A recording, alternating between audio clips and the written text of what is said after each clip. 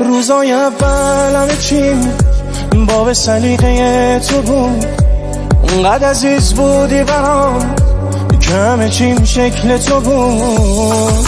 من تو خیابون رفتنام، زیر بارون رفتنام، از کوره در رفتنام واسه تو بود. من اون همه گل گرفتنام، از عشق تو گر گرفتنام، همه اون دیوونه بازیام واسه تو بود.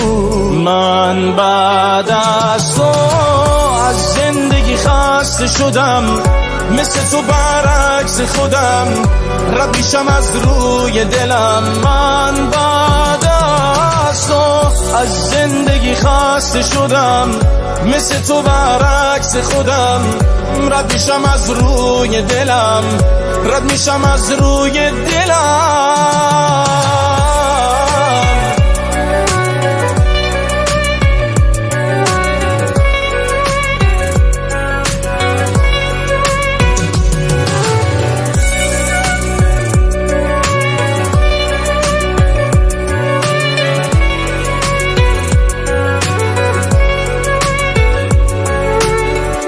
روزای اول الکی گفتی که عاشقم شد، اونقدر عزیز بودی برام دیدی دل عاشقت شد.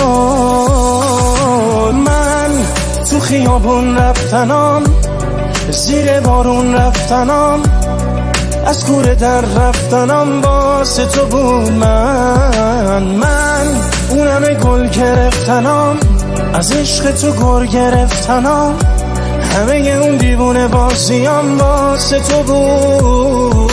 من بعد از تو از زندگی خسته شدم، مثل تو برعکس خودم رد میشم از روی دلم. من بعد از تو از زندگی خسته شدم، مثل تو برعکس خودم رد میشم از روی دلم، رد میشم از روی دلم.